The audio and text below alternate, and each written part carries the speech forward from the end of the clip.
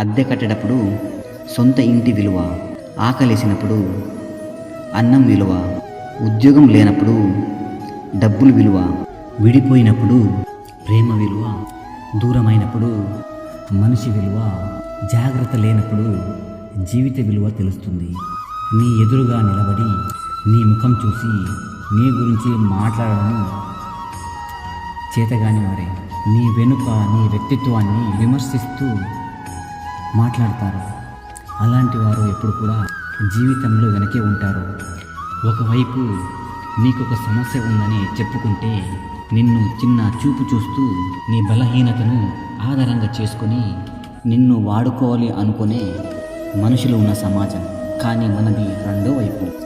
మంచితనంతో సహాయం చేస్తే సమస్య తీరాక చేసిన సహాయాన్ని చిన్నదిగా చూసే మనుషులున్న సమాజం మనది. ఈ ప్రపంచంలో ఇద్దరు వ్యక్తులు భార్యాభర్తలు కావడం అనేది చాలా సులభం. కానీ ఆలోచిస్తే ప్రేమికులు కావడము అత్యంత కష్టం. భార్యాభర్తలు లోకంలో అందరి ముందు కలిసి 7 అడుగులు వేస్తారు. దాంతో 7 జన్మలు కలిసి ఉంటారనుకుంటారు. కానీ అది కానే కాదు. వారి మధ్య ప్రేమ లేకపోతే కలిసి ఉండడం అసంభవం. భార్యాభర్తల అనుబంధంలో మీ భార్య మిమ్మల్ని అమితంగా ప్రేమిస్తున్నప్పుడు మీ యొక్క ప్రతి కదలికను తను గమనిస్తూనే ఉంటుంది. తిన్నారా లేదా, ఎక్కడున్నారు, ఏం చేస్తురని అది మీరు అనుమానం అనుకుంటే తప్పకుండా అది మీ పొరపాటే అవుతుంది.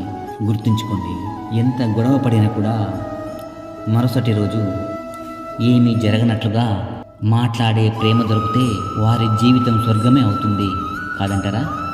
కానీ ఇప్పటి ప్రపంచం తీరేముటో తెలుసా?